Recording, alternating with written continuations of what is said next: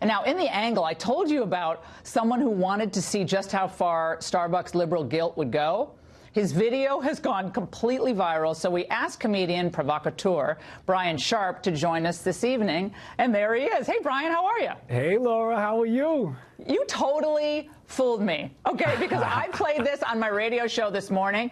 My producers and I were screaming. We're like, this sounds...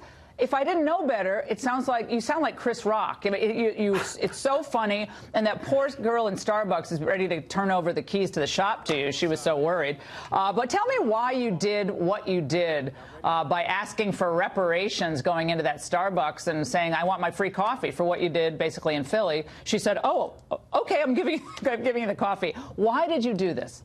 I am sick and tired of liberals using black people and making us look like victims, making us look soft with their liberal dogma.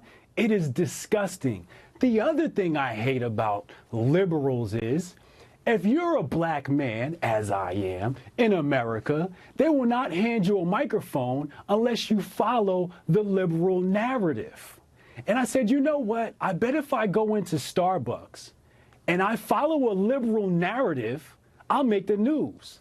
And voila, here I am.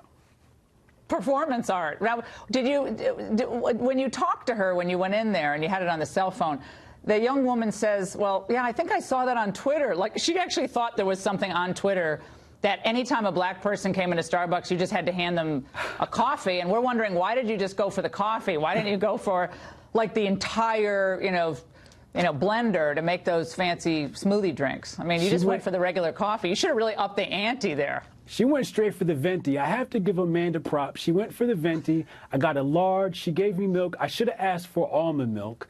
And she did give me caramel with the sugar in it. So, are you getting grief? Are you getting grief for this? From friends, grief for this from friends, liberals, saying, how dare you do this? This is a serious issue, and now you're making light of it. How dare you? Like I said in my book on booksbybrian.com, you're going to get enemies. And you have to learn how to use them. I have a chapter in my book that talks about how to use enemies, and I know how to use them. So I embrace the hate.